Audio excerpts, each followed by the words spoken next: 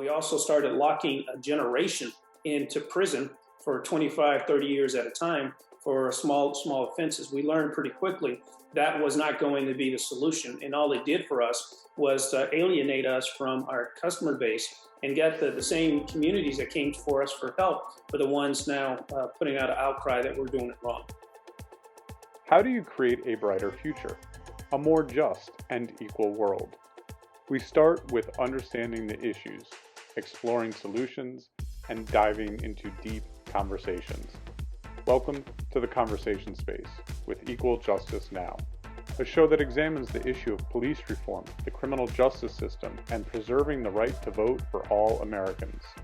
Join us as we sit down to listen and learn from thought leaders, advocates, and those on the front lines of expanding equality. We welcome you as we explore the world that could be.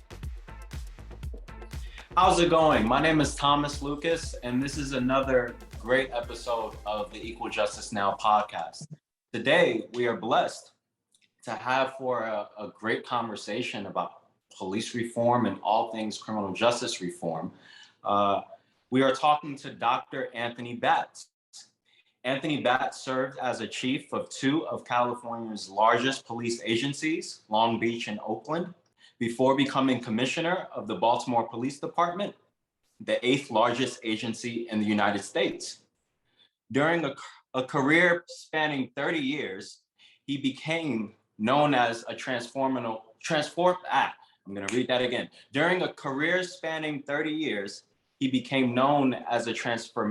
leader. Batts is a past governor's appointee and chair of the California Peace Officer Standards and Training Commission as well. He's also the vice president of Major Cities Chiefs Association. He holds a doctorate in public administration, a master's degree in business management, and a Bachelor of Science in Law Enforcement Administration. Dr. Batts, thank you so much for taking your time to talk with us today. And how are you doing today? I'm good. Thank you, Thomas. And please call me Tony, and that's what I like to be called. I'm doing well, and thank you for having me here. My apologies. You're Tony. Some of the greatest angels in my life are named Tony. So there you go. Absolutely. Can you tell me anything about your upbringing, where you're from, what city, where you're from, your upbringing, what got you here today and inspired to do the work you do today?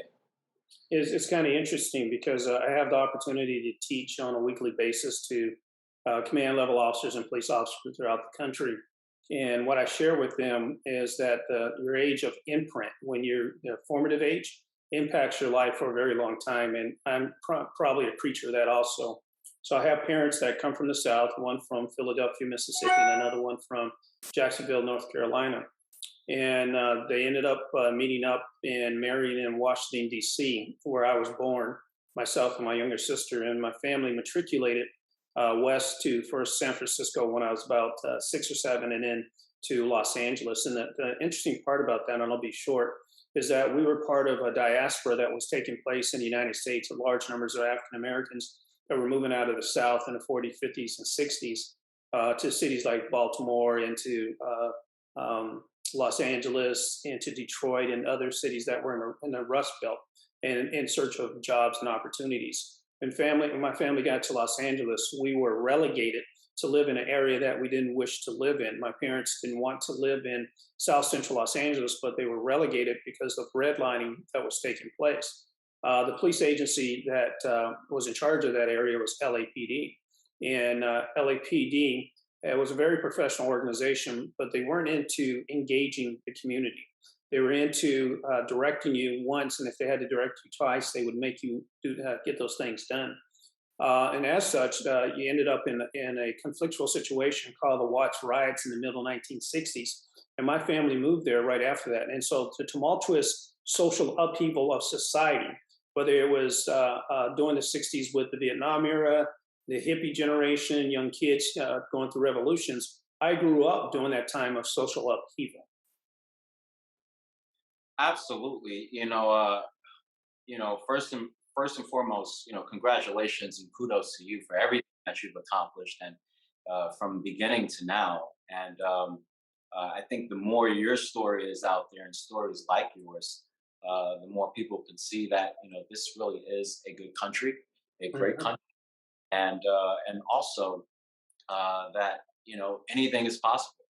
Amen. Uh, we have been blessed with great conversation topic today, and I'd love to get into it and pick your brain with a few questions and see how you feel about a few things. And the main goal of our podcast with Equal Justice Now is to educate people, and as well to sometimes in educating people comes lending outside of the box perspective or thought process.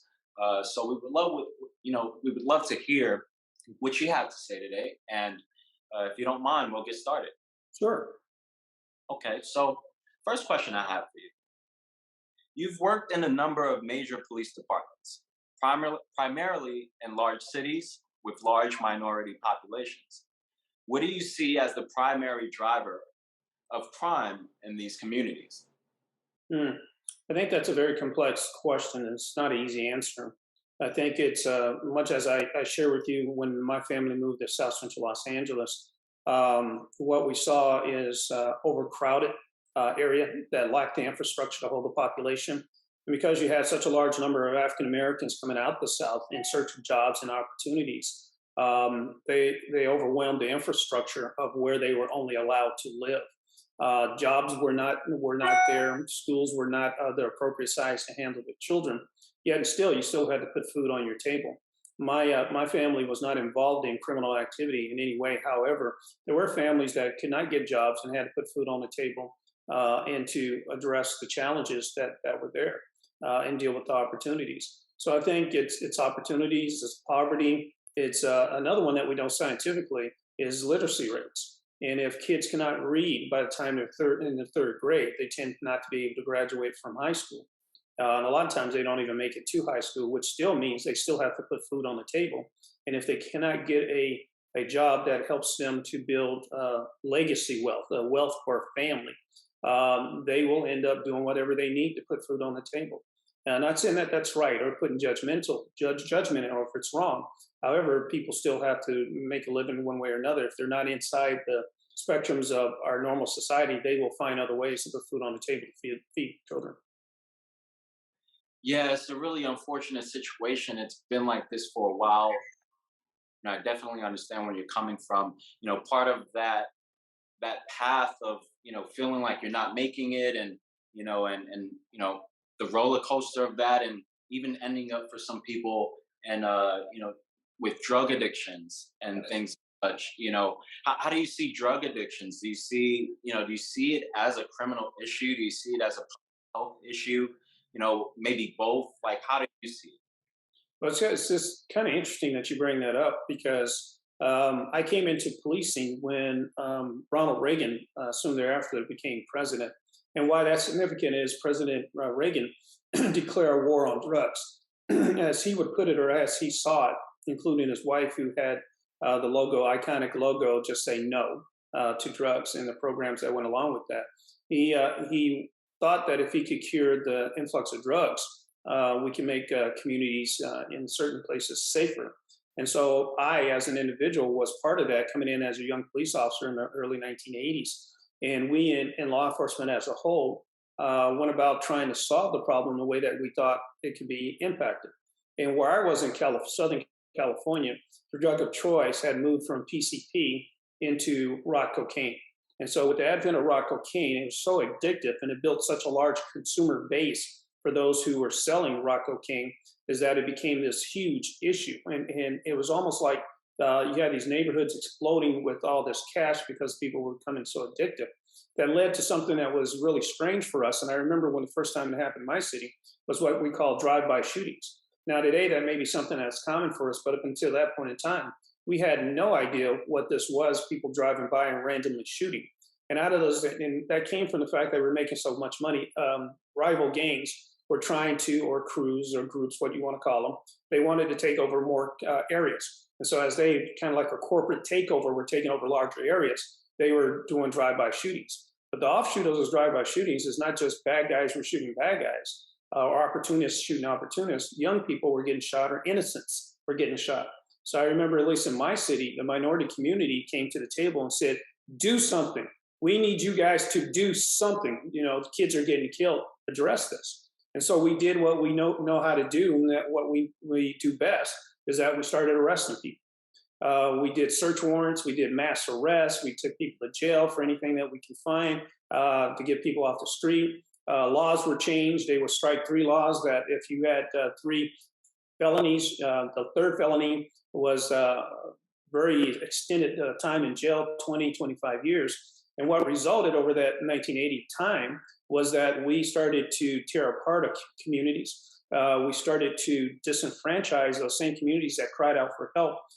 We also started locking a generation into prison for 25, 30 years at a time for small offenses. We learned pretty quickly that was not going to be the solution. And all it did for us was to alienate us from our customer base and get the same communities that came for us for help were the ones now putting out an outcry that we're doing it wrong. Yeah, pretty much. And thank you for that. You know, it's like, so now at this point, how do we build that bridge, you know, back into communities, you know, after being so heavily policed and, you know, everything you said, where do we go from here as far as that relationship? Good question. And if you take both my historic perspective from my lifetime, you had South Central Los Angeles, where I moved in there in the 1960s. I would not, in your question was, how do we build back a bridge? I'm not so sure there was a bridge. So what I was sharing with you as I came into Los Angeles in the 60s is that Los Angeles Police Department, trying to do their best, was a very professional organization that had no connectivity to that minority community that was growing dramatically. And it probably wasn't really fair to them because you had urban planners or politicians that said, you know, we're going to make this happen. We're going to set up this zone. And with this large numbers of migrant African Americans moving into the area, we're going to put them in this zone, and this is the only place that they can live. And then they told LAPD to handle it. And they may not have been the best people to deal with the social issues that came out of that area of overcrowding, not enough housing, people on top of each other, substandard schools, et cetera. But they gave them to the police department. I think that issue still lies today, that we have social problems that don't have an easy solution, and we give it to the police department, who may or may not be built to handle those things, to handle them. And so the police departments do what they do best with the tools that they actually have to use to address those things. I think what came out of the 1980s with the rock cocaine era that I was just sharing with you was at Harvard University, seeing the outcry, and this is nationally. It happened in Long Beach, California, which is right outside Los Angeles, where I was a police officer. But it happened nationally, all the things that I'm talking about.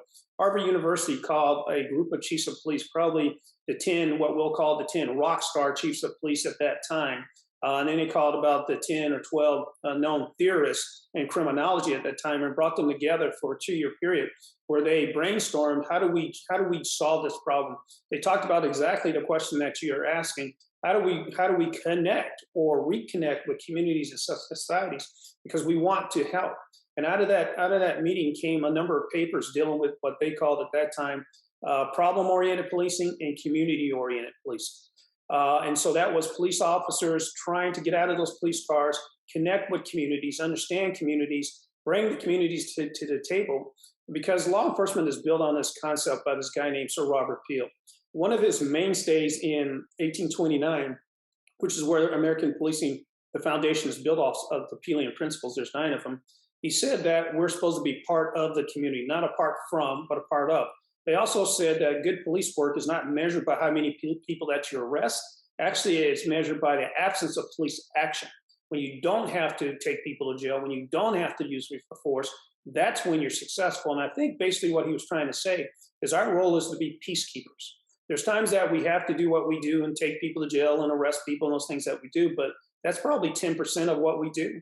I think what Peel was saying in what they came up with community policing in the late 1980s was that we should be peacekeepers to bring pressure down, to do more listening, to be more understanding and understand that we actually work for the communities that we serve. They don't work for us, we work for them. And so our responsibility is to better understand their needs, their wants, and try to get them what they need. And understand we're the first point of government. We're the first point that maybe what our role should be is bringing other pieces to government that we don't have those tools to address, and bring people who know how to deal with mental illness, bring people who know how to deal with drug abuse, and get away from criminalizing addiction issues, whether it's alcoholism, drugs, and get away from criminalizing mentally ill. And I think that's what came out of those communications and those conversations. So you see in the 90s, there was a big change into this concept of community policing, reconnecting, building communities, listening with communities, and even listen to people who may not have positive things to say about you, and hearing what they're saying and why it is that they may not have those positive things. No, that's you're right on point. It's the entire drug issue is one of its own. It's already hard to live in this world, and then you mix the drugs, and it just gets even crazier for an individual, and many lose their lives behind it. So I definitely know Equal Justice Now stands behind the idea of attacking the drug problem the right way. A lot of times people get into the line of drugs and taking and becoming addicted because life's hard, and or they're in a tough situation, and or mental health wise they're not where they should be. uh, um, you know when it comes to marijuana, Mhm. all of the people out there, black, brown, Hispanic, all the people out there, the masses, thousands of people are eventually going to have their records expunged, or in regards to marijuana. um, it's been rough out here for them finding jobs and so forth, with marijuana records. What do you think we can do to provide opportunity to that group? What methods could we maybe take up to help put them or give them a better first step, starting tomorrow, in regards to opportunities in the work field? I know there's a number of cities, and I've worked for a number of them. And what they have looked at, Baltimore being one and Oakland being another, is not asking questions. And I'm not being the judge if it's good or bad. I'm just sharing what the policies were. Not asking questions about arrest or incarceration. And I think they call it strike the question, and allowing people to get jobs based on their merit. And the other part of it, and I can see both sides of the story. I often share with people a story about one of my relatives, and his name is Cousin Ricky. And Cousin Ricky, early on, and in my family, we move kids around. If kids are getting in trouble somewhere, we move them to another relative's house so they can get out of that environment. And Cousin Ricky, at an early age, was sent to live with me and my mother and my sister in California. And my mother's known as being a disciplinarian, so she would get the kids who were on the balancing act of going one way or the other. And Cousin Ricky lived with us for about 3 or 4 years. And when he got to a senior in high school, he started being a little restless, and my mom ended up sending him back home. And then by the time he was 21, 22, Cousin Ricky had reconnected with the opposite side of his family's cousins on his paternal side compared to his maternal side. And he ended up becoming a bank robber. So Cousin Ricky, we tend to be overachievers in my family. And when he called me, he said he was going into banking. I thought he meant something, and he meant something else. That was a bad joke. But he became a bank robber with his cousins, and he ended up going to prison for a long period of time because it's a federal offense. So that time was like 15, 20 years. And I remember him calling me at different times when he was in prison, and he basically said when he went into prison at 21, 22, and he's calling me at 30, and he was saying, I just want to get out. I just want a family. I just want a white picket fence. I just want all the things that the American dream offers. I was stupid in what I did. I'm paying my price, but when I get out, all I want to do is do the right thing for the right reason. And I say that because Cousin Ricky is a good example where I think people do stupid things when they're young, whether they're in criminality or just basic kids. I did stupid things, and I think we all do stupid things. It's called growth. And he did a stupid thing that he had a hard time recovering from. But what he was saying to me is, I grew out of my criminality. I want to do the right thing for the right reasons, and I just want to have a good family. And I think if you take the position that kids do minor offenses, and that minor offenses should not stop them from becoming valuable adults and being in society, I would say I think we have that responsibility to give them that opportunity.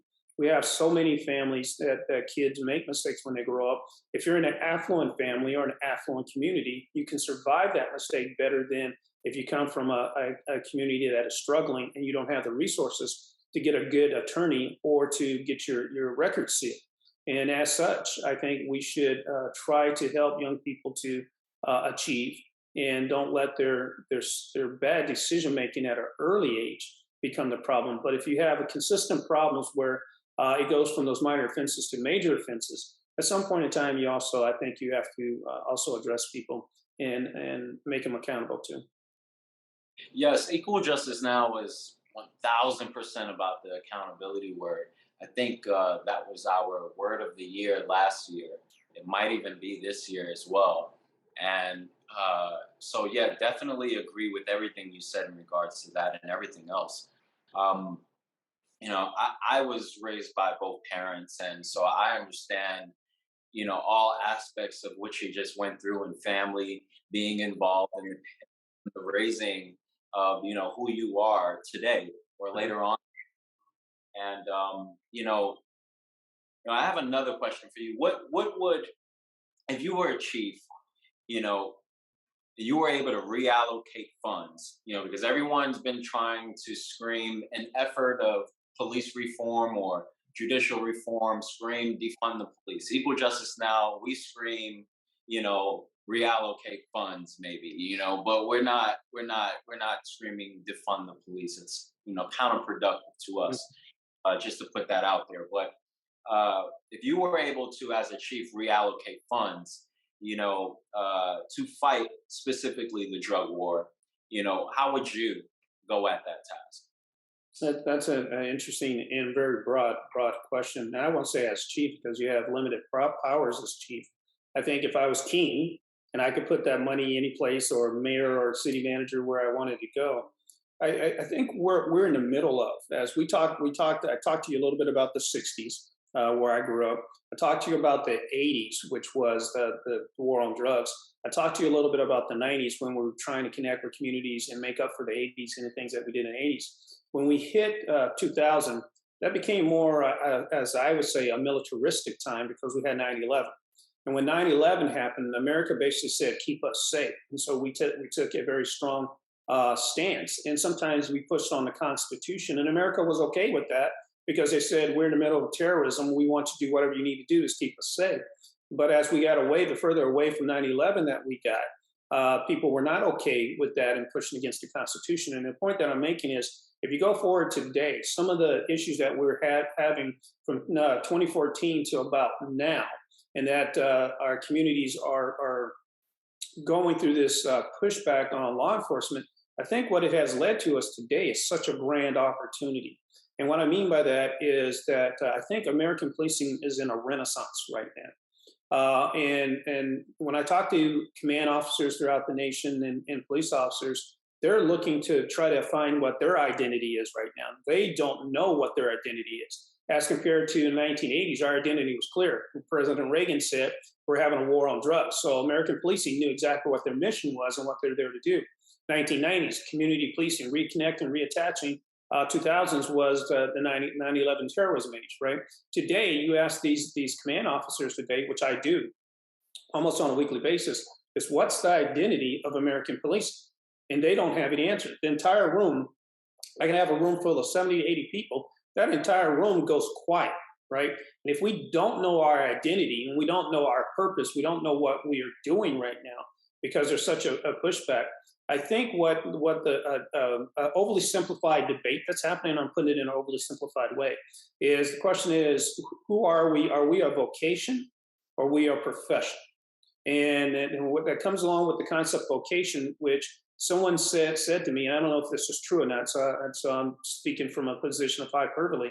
They said that my wife and this is in a classroom with a police officer, says, my wife has to go through more training to be a cosmetologist than a police officer has to do in a police academy. That was mind-boggling for me, if that's true, right? So you have 21, 22, 23-year-old people carrying guns out on the streets, and cosmetologists have to have more training to do that job than we do. And we have the power to take human life, right? And so if in fact that's true, we're a vocation as compared to a profession, where that money should be going is into the better education and training of police officers. And building a practice that starts with training in high school, that goes through college, then goes into an academy. And I say my personal opinion, and I was a police officer for 34 years and a police chief for pretty close to 13 years at different agencies. I would say to you is that sending a police officer to a 4 or 6 month police academy is just a quick brush on the knowledge that they need to have and the skill base they need to have to do that job. Those police academies are too short. They're not long enough. They don't have enough material as compared to some other agencies overseas. They send their employees to 2 to 3 year academies. They have to graduate from college to become a police officer. They then go into academies, and they have to test in those academies at everything we do as an expert. So to use weaponless defense, they have to test at an expert level to get out of the academy. To graduate, they have to test at expert level to use that gun. To deal with rape victims, they have to test at the expert level to be able to do rape investigation and so on and so forth. So they have kind of coupled that bridge with making or pushing police work into being more professional based on education and training, which I think we're lacking. I think we have very good officers out there. I think they work hard. I think they're diligent. However, if you ask me the question, what I would do if I had more control is I would extend more academies. I will raise the standards at academies. But the thing that becomes problematic right now, and that's a very good, wish on my part, but we don't have a lot of people going towards policing today. And the reason for that is the persona of American policing right now is that we're not seen as those heroes right now. So you don't have large numbers of kids gravitating to law enforcement. And every police department I talk to says we can't find people. We used to have 2,000 people applying for 10 positions. Now we have maybe 20. And out of that 20, we find only 2 that can do the job. And so you have people retiring because we're coming up on a cycle of people retiring. You have a lot of attrition that's going through, and you don't have enough people to bring on to do the job. So if you were going to do extended training for the educational level, like I was saying, that takes a longer period of time, which means your vacancy rate, your gaps, your holes would grow larger because you need more time with people in the academy. The only way this would work is that America has to shift on how they see American policing. And when young people see American policing as a positive thing, those numbers will swell. It will happen again. It always does. We go through high highs and low lows, but those numbers will swell. But we have to give these young 22, 23, 24-year-old kids coming out of schools, and I don't mean that disrespectfully, more skills to be able to deal with things that are on the streets. Well, we're talking about drug abuse issues, where we're talking about mental illness issues. You need expertise to do that, right? And so we need to give these young officers more expertise, because usually the thing that causes police work to go a different direction has consistently across the years has been the use of force, the application of force, using guns, batons, carotid restraints. Those different techniques, whether misused in the wrong way, has caused American policing to go a totally different direction. So that says to me that, number one, before we use force, we need an applicant that has greater emotional intelligence, has more patience, knows how to talk to people who are dealing with mental illness situations, knows how to speak to someone who's dealing with drug abuse and how to get them to the places that they need. So what I'm trying to say is all these things need to be tied together with better training, with a move towards being more of a profession than a vocation. That's going to come at a cost that means more money to go into training, because you're going to have more vacancy rates. We need to start saying we're proud of police officers to get people to want to come into American policing. So to answer your question, and I apologize for being so long-winded because I'm passionate about it, is that I believe the answer to the question is that we have to raise standards. I think America is asking that question too. I think America is saying that what we expect of our police officers is much greater than what we have today, and we have to meet that need. But you can't blame those young police officers out there if we're not giving them the proper training and equipping them to be successful and making sure that they understand they're there to have a reverence for life. I think you're absolutely right. Uh, you know, Equal Justice Now, as an organization, and all, we have the utmost respect for our police officers. We understand that every day for a police officer could be their last, and that's a big deal. And when we start to normalize these big deal things, we kind of like minimize them in our minds, or the masses try to. But that's like the first step for police officers. So, you know, um, it's really unfortunate that cases like George Floyd and so forth take place. Um, you know, uh, uh, but I do know that we do need police officers. I do know that I want to be able to call 911. I do know that there is and should be some pride that is held by a person that takes on that role, Mhm. uh, and a certain level of respect. And I just think it's all understanding. And I think that this is great conversation because the it's all understanding. It's all like, and accountability too, where it should be had. I think that, a part of bringing things to a new place and a better place even stems from if it were where we were talking about, the drug problem. I would like to see the music stop playing a role in pushing, the drug problem, Yeah. so accountability is a big thing, and I'm glad you used that word in this podcast here. And I know we're close to wrap up time. And first of all, I can get to ranting, trust me. So don't ever worry about that. We're good. I appreciate your time and your everything here on this conversation, Tony.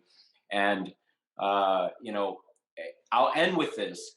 You know, if you could say, what do your future leaders and policy planners need to be thinking about moving forward, just in general? What would if you could name one or two things?